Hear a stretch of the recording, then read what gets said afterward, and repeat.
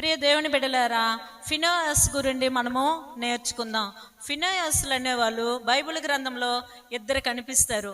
అందులో ఒక ఫినెహాస్ అహరోను మనవడైన ఎలియాజరు కుమారుడైన ఫినెహాసు. రెండో ఆయన గురించి మనం చూసినట్లయితే రెండో ఆయన ఏలీ కుమారుడైన ఫినెహాస్.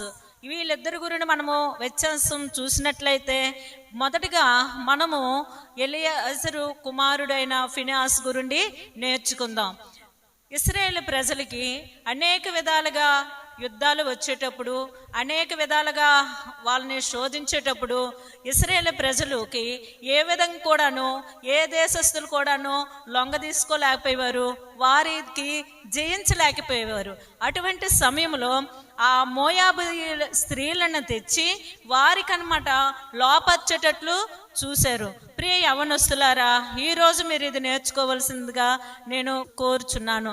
ప్రియ దేవుని బిడ్డలారా, ఫినెహాస్ అని వారు అతను ఎవరు, ఏం చేశారనేది మనము నేర్చుకుందాం. ఇక్కడ బైబిల్ గ్రంథంలో చూసినట్లయితే ఈ ఇద్దరు ఫినెహాసుల గురించి మనము నేర్చుకుందాం. మొదటగా అహరోను మనవడను ఎలియాజరు కుమారుడైన ఫినెహాస్ గురించి నేర్చుకుందాం. ఈ ఫినెహాస్ చూసినట్లయితే ఎంతో దైవభక్తి గల కుమారుడిగా కనిపిస్తున్నాడు, యవ్వనస్తుడిగా కనిపిస్తున్నాడు. ఇక్కడ మోయాబీయులతోని అందరూ కూడా లోకానుసారంగా జీవించినప్పటికీ, అనేక విధాలుగా తిరుగుతున్నప్పటికీ ఈ ఫినెహాస్ మటుకు వాళ్ళ జోలికి వెళ్ళక, అది పాపము జోలికి వెళ్ళకుండా ఎంతగానో తనకు తానుగా సరిదిద్దుకున్న వ్యక్తిగా కనిపిస్తున్నాడు. దేవుని విసర్జించిన దాన్ని ఆయన ఏమాత్రం కూడా ఇష్టపడలేదండి. దేవుడికి లోబడుతూ దేవుడికి ఇష్టమైన వాడిగా కనిపిస్తున్నాడు ఇక్కడ ఈ ఫినెహాస్ జీవితంలో చూసినట్లయితే ఆయన యవ్వనస్తుడే, బలవంతుడే, అందచందాల గలవాడే, ఎత్తుగల వ్యక్తే, అన్ని సమృద్ధిగా ఉన్నవాడే. అంతేకాకుండాను ఒక యాజకుడి యొక్క మనవడు. అక్కడ ఏలీ యొక్క కుమారుడు కూడాను దైవ సేవకుడి యొక్క కుమారుడు అయినప్పటికీ ఇక్కడ ఫినెహాస్ చూసినట్లయితే ఒక యాజకుడి యొక్క మనవడిగా కనిపిస్తున్నాడు, ఎలియాజరు కుమారుడిగా కనిపిస్తున్నాడు. అయితే ఈ ఫినెహాసులో ఉన్న మంచి లక్షణం ఏంటంటే దేవుని యందు భయభక్తులు కలిగిన వ్యక్తిగా కనిపిస్తున్నాడు. ఈ యవ్వనస్తుల్లో ఉన్న మంచి ఉద్దేశం ఏంటంటే దేవునికి తప్ప ఇంకా దేనిని కూడా పూజ చేయనటువంటి వాడు, దేవుడికి తప్ప ఇంకా ఎటువైపు తిరగనటువంటి వాడు, దేవునిలో విధేయన వాడు, దేవుని లక్షణాలని దేవునిలో ఉన్న అన్ని కూడా స్వీకరించినటువంటి వాడు మన యొక్క ఫినెహాస్.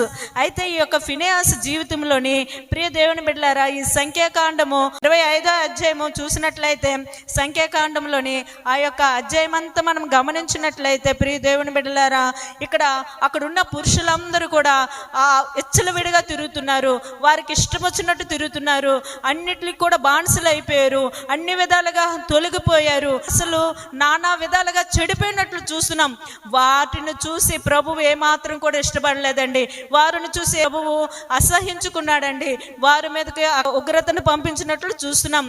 అయితే అది ఎక్కువ అవుతుండేటప్పుడు ఈ యొక్క 25వ అధ్యాయంలోనే మనం చూసినట్లయితే 25వ అధ్యాయము 10వ వచనము అక్కడ చూసినట్లయితే ఒక వ్యక్తి ఏం చేస్తారంటే పూర్తిగా ఆ యొక్క దేవుని సన్నిధి దగ్గరికే ఒక మోయాబురాలని తీసుకుని వచ్చేటప్పుడు అది ఈ ఫినెహాస్ చూసి తట్టుకోలేక వాళ్ళిద్దరిని కూడా అక్కడ చంపినట్లు చూస్తున్నాం ప్రియ దేవుని బిడ్డలారా.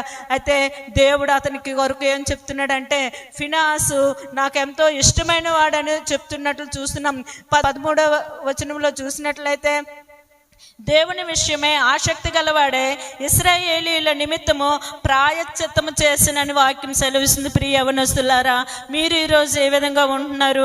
ఫినెహాస్ వలె ఈ లోకాన్ని జయిస్తున్నారా? అక్కడ అది వారవలేకపోయాడు. దేవుని సన్నిధిలో ఇశ్రాయేలు ప్రజల్లో పాపం జరగడము, పాపంగా జీవించడము, ఇష్టం లేని కార్యాలు చేయడము, ఆ యొక్క అలవాట్లకి బానిసలు అయిపోవడం ఈ యొక్క ఫినెహాస్ ఏమాత్రం కూడా ఇష్టపడలేదండి. ఫినెహాస్ ఎంత గొప్పవాడో తెలుసండి, ఎంత మంచివాడో తెలుసండి. అటువంటి జీవితాన్ని ఈరోజు మన యవ్వనస్తులు కలిగి ఉండాలి. దేవుని వాక్యం సెలవిస్తుంది, యవ్వనుడు దేని చేత తన నడకను శుద్ధి చేసుకున్నను దేవుని యొక్క వాక్యమును బట్టే కదా అని దేవుని వాక్యం సెలవిస్తుంది. ప్రియ యవ్వనస్తులారా, మీరు చెడిపోవడం దేవుడికి ఇష్టం లేదు, మీరు ఈ లోకానుసారంగా జీవించడం దేవునికి ఇష్టం లేదు. ఈ లోకంలో మనము కనిపించిందంతా శరీరాశ, నేత్రాశ, జీవపు డంబము. ప్రియ దేవుని బిడ్డలారా, వాటికి మనము లోనవడం ప్రభువుకి ఇష్టం లేదు. యవనస్తులైన వారితో దేవుడు మాట్లాడుచున్నాడు.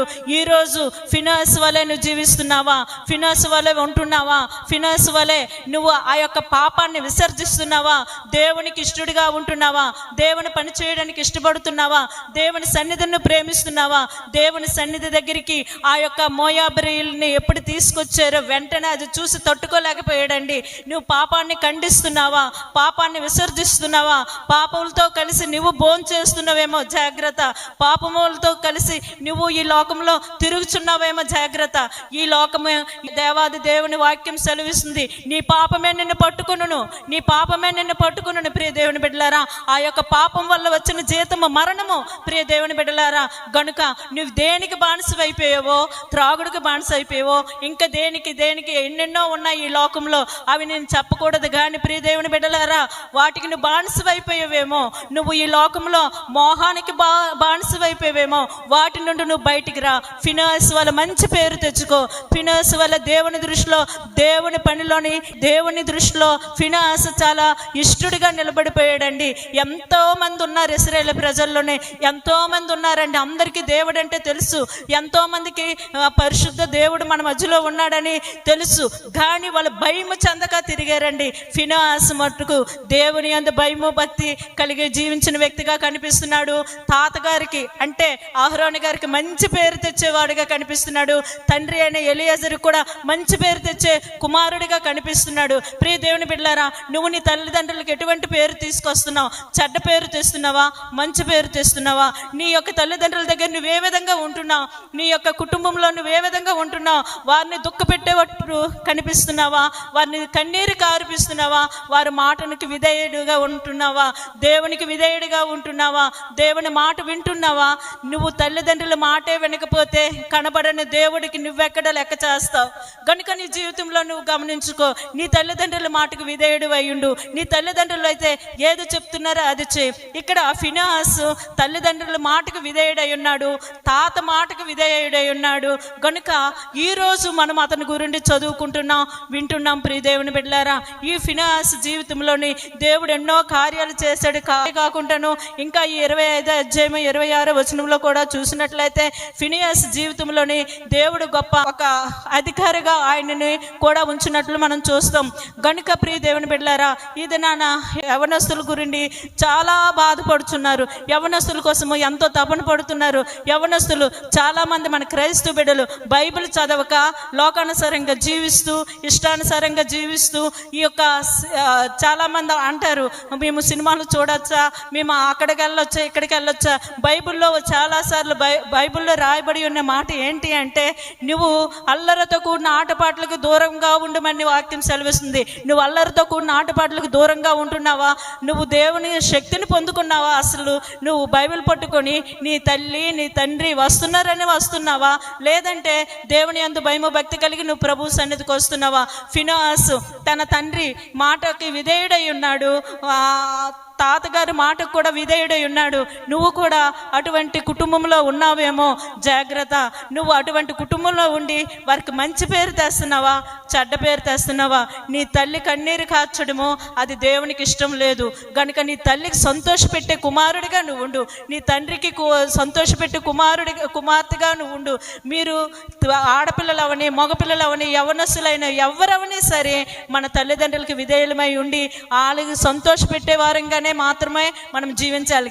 వాళ్ళకి వ్యతిరేకంగా కానీ దేవునికి వ్యతిరేకంగా కానీ నువ్వెప్పుడు కూడా జీవించకూడదు. ఫినెహాసు వల్ల మంచి జీవితాన్ని కలిగి ఉండు. దేవుని చేత శబాష్ అనిపించుకో. దేవుని స్తోత్రం.